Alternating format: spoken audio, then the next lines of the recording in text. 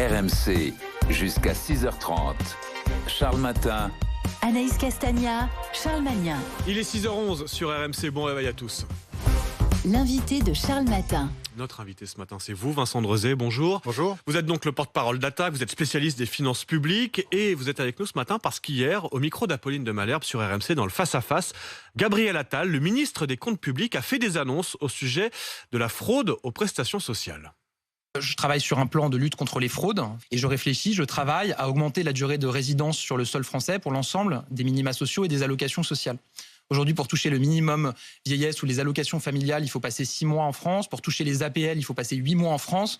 Pour toucher le RSA, il faut passer 9 mois en France. Vous allez harmoniser tout ça ? Je suis favorable à tout harmoniser à 9 mois. Ça veut dire concrètement que vous allez donner aussi pouvoir à tous ces caisses d'allocation de vérifier, de fliquer les plus modestes pour vérifier qu'ils sont bien sur le sol français ? C'est pas une question de fliquer, c'est une question que quand vous recevez des fonds de la solidarité nationale, il faut que vous soyez en droit de les recevoir. Et la majorité des gens, évidemment, sont en droit de les recevoir. Aujourd'hui, les caisses de sécurité sociale, elles peuvent déjà vérifier un certain nombre de choses. Par exemple, les factures d'électricité, des opérations bancaires. On peut élargir. Moi, je souhaiterais aussi qu'on élargisse la possibilité, par exemple, que des caisses de sécurité sociale qui ont un doute sur le fait qu'une personne a bien résidé sur le sol français puissent accéder, par exemple, au fichier des passagers des compagnies aériennes, le fameux fichier PNR, pour regarder quand une personne a pris l'avion en direction de la France, quand est-ce qu'elle est partie. Les annonces de Gabriel Attal hier matin sur RMC, ça vous fait réagir, Vincent Drezé? Concrètement, il veut rallonger à 9 mois de résidence minimum le délai pour percevoir l'ensemble des prestations sociales. Ça veut dire que, par exemple, un retraité qui vivrait 5 mois par an à l'étranger ne pourrait plus percevoir le minimum vieillesse ou des APL. Vous êtes contre cette idée ?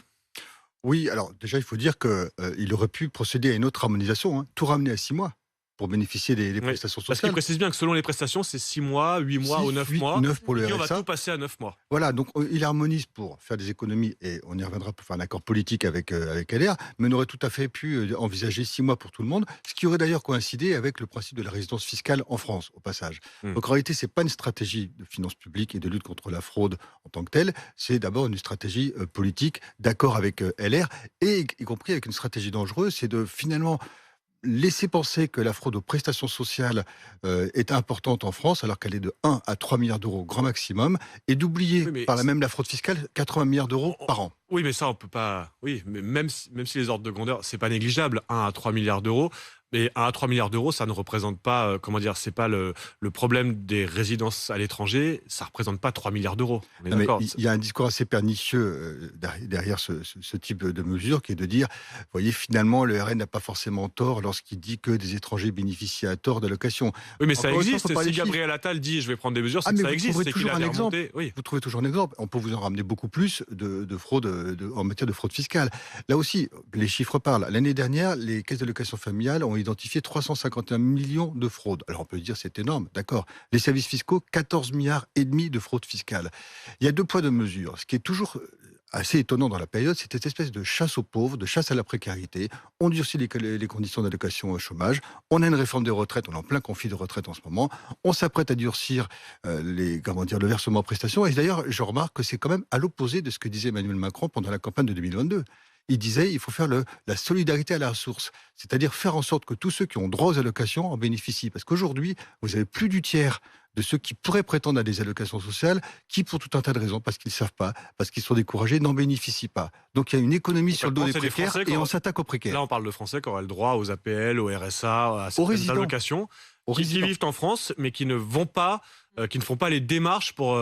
Et on chiffre à combien ce montant de non perçus? Selon les allocations, c'est entre 30 et 40% de personnes qui pourraient, c'est le ministère de la Solidarité lui-même, qui pourraient bénéficier de ces allocations et qui ne le font pas. C'est entre 7 et 10 milliards d'euros d'économies sur le dos des précaires auxquels le gouvernement s'attaque.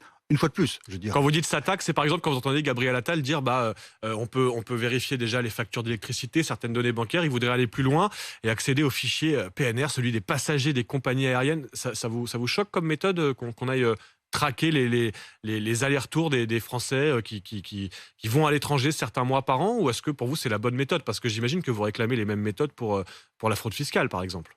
Oui, et j'observe d'ailleurs que les priorités du gouvernement sont plutôt tournées sur la fraude aux prestations sociales, alors qu'il y a des besoins de moyens juridiques et humains dans l'administration fiscale qui en perd des moyens humains au passage. Oui, je veux dire, vous voudriez qu'on fasse la même chose pour les fraudeurs fiscaux, qu'on accède C'est-à-dire au fichier qu'il faut PNR. voir quelles sont les priorités.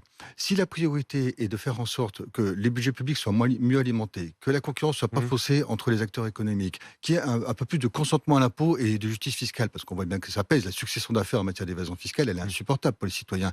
Alors, il faut prioriser. La priorité, c'est la lutte contre la fraude fiscale. Ça ne veut pas dire qu'il faut laisser faire, laisser aller en matière de lutte contre la fraude sociale, mais la fraude sociale, elle est d'abord la fraude du travail non déclaré, la fraude de cotisation sociale, puis marginalement, elle est la fraude de prestations sociales. En matière de priorité, il faut lutter contre la fraude fiscale, oui, lutter contre le travail non déclaré, et faire en sorte que tous ceux qui ont droit à une allocation l'aient. Oui, On pourra parler de lutte contre la fraude à ce moment-là. Même si vous reconnaissez que le problème existe. Vous me dites, on trouvera toujours un exemple. Si Gabriel Attal veut, prendre des mesures, c'est qu'il y a plus qu'un exemple. Il y a de la fraude aux prestations sociales, il y a eu de la fraude au fonds de solidarité des entreprises, il y a de la fraude organisée aux prestations sociales. À chaque fois vous me répondez, il y a d'autres fraudes, mais celle-ci existe. Je vous dis, elle existe, mais il ne s'agit pas de focaliser même dans notre échange uniquement là-dessus. Ce sont les annonces, en tout cas, de Gabriel Attal. Mais s'il fait ces annonces, vous le dites bien, c'est pas par hasard, c'est de la politique derrière. Ça répond à une demande. C'est un accord avec LR. Avec LR, oui. C'est un accord avec LR, typiquement. Il y aura un plan de lutte contre toutes les fraudes. On verra ce qu'il dit. Ce qu'on sait par ailleurs, c'est que dans le même temps où il annonce ça, il y a un certain nombre, dans les retraits, je dirais, l'assurance chômage, dans le service public, d'affaiblissement, de reculs sociaux.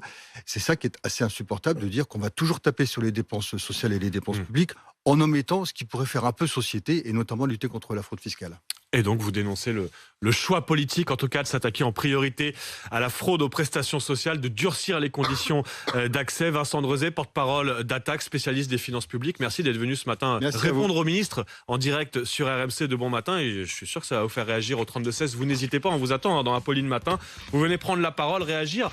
Est-ce que vous pensez, comme Gabriel Attal, qu'il faut durcir les conditions d'accès à certaines prestations sociales, notamment pour les Français qui résident plusieurs mois par an à l'étranger? Vous prenez la parole, vous avez entendu les arguments de Vincent Drezet. Maintenant, c'est vous qui allez venir témoigner, partager avec nous au 32-16 en direct sur RMC. Et puis, dans un instant, 2 rendez-vous que vous attendez. Emmanuel Le Chypre vient de nous rejoindre. Bonjour Manu. Bonjour à tous. Au menu du Chypre du jour, dans un instant.